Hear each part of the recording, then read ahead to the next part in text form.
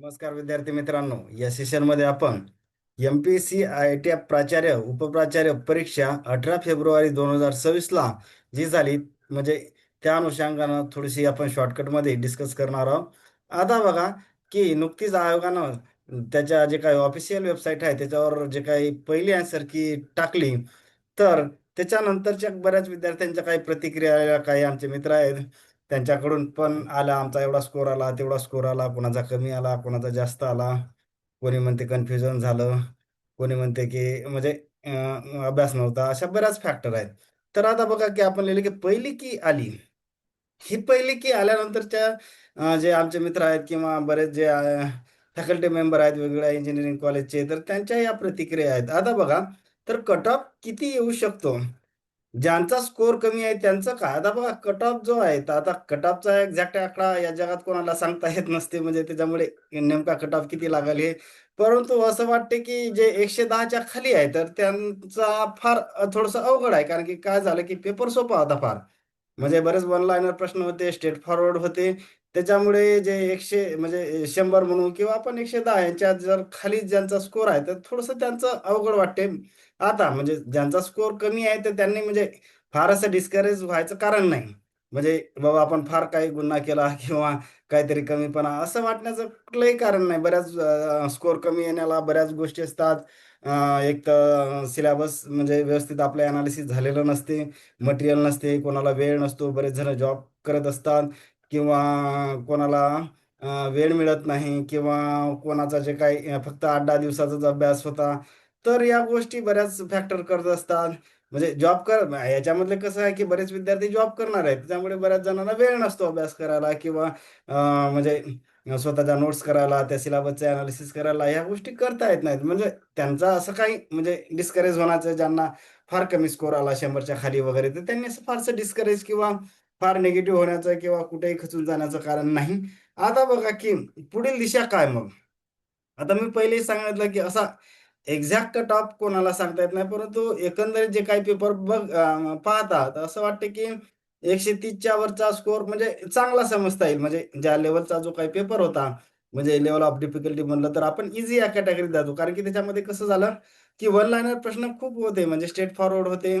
फार असं कॉम्प्लिकेटेड घुमून फिरून असं काही नव्हतं.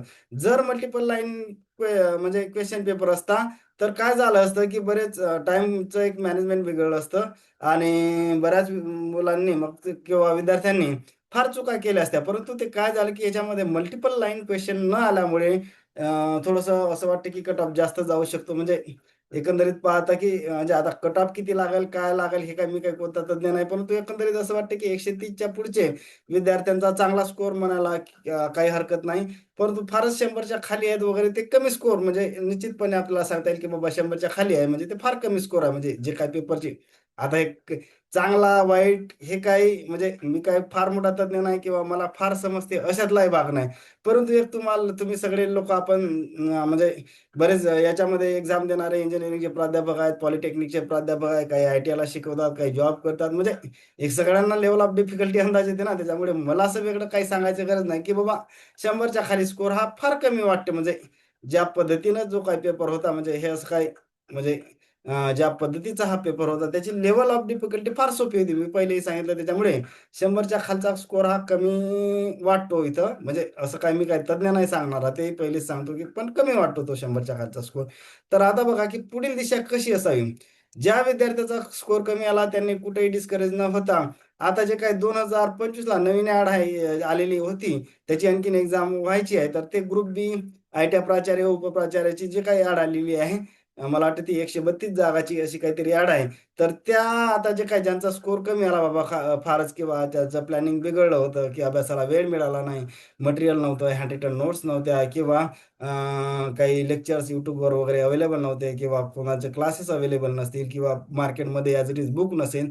जे काही वाटते, की त्यांना आता डबल संधी आहे ना, म्हणजे बऱ्याच जे काही चुका झाल्या तर ते सुधारण्यासाठी आणखी ग्रुप बीची आता त्याची एक्झाम डेट आली नाही आणखीन, म्हणजे पण कधी ना कधी ती लवकरच येईल आणि म्हणजे त्यानुसार ज्यांचा स्कोर कमी आला त्यांनी त्यानुसार स्ट्रॅटेजी किंवा प्लॅनिंग करायला काही हरकत नाही. म्हणजे आतापासून तुम्ही हँड रिटन नोट्स काढायला पाहिजे. काय होते, प्रश्न सोपा दिसते परंतु प्रिंटेड पुस्तकं आपल्याला एक्झाम हॉलमध्ये एका तासात आठवत नाही किंवा सोपा जरी प्रश्न असतो तर तरी आपल्याला असं फिक्स किंवा कॉन्फिडन्स येत नाही.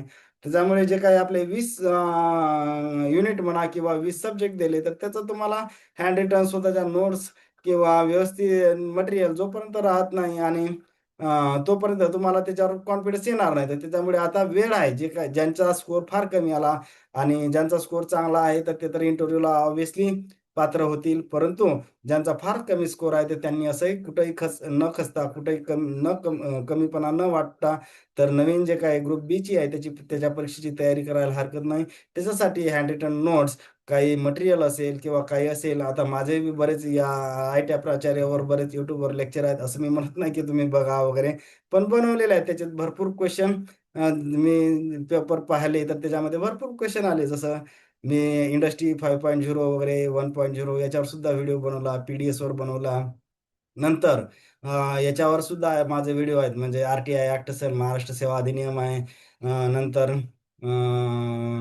बजेटिंगवर वगैरे आहेत. बरेच व्हिडिओ असे मी आय-टी प्राचार्याच्या रिलेटेड टाकले. मी असं म्हणत नाही की माझ्या चॅनलची प्रसिद्धी वगैरे करते. वाटलं त्यांनी बघावे आणि त्यानुसार ज्यांचा स्कोर कमी आहे त्यांनी नवीन स्ट्रॅटेजीनुसार कुठलाही न कॉन्फिडन्स खचता किंवा कुठेही कमीपणा न वाटता नवीन तयारी करायला काही हरकत नाही. आता मी हे सांगणारा कोणता फार मोठा तज्ञ नाही. आमच्यासारखाच एक्झाम देणारा किंवा अभ्यास करणारा एक हे आहे, म्हणजे स्पर्धा परीक्षेचा अभ्यास करणारा एक आहे.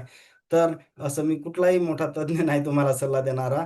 होप करतो की बऱ्याच गोष्टी अ, याच्यामधून कळल्या असतील. जर कळल्या असतील किंवा काहीतरी फायद्याचं वाटलं असेल, तर आपल्या चॅनलला लाईक, सबस्क्राईब आणि शेअर करायला विसरू नका. थँक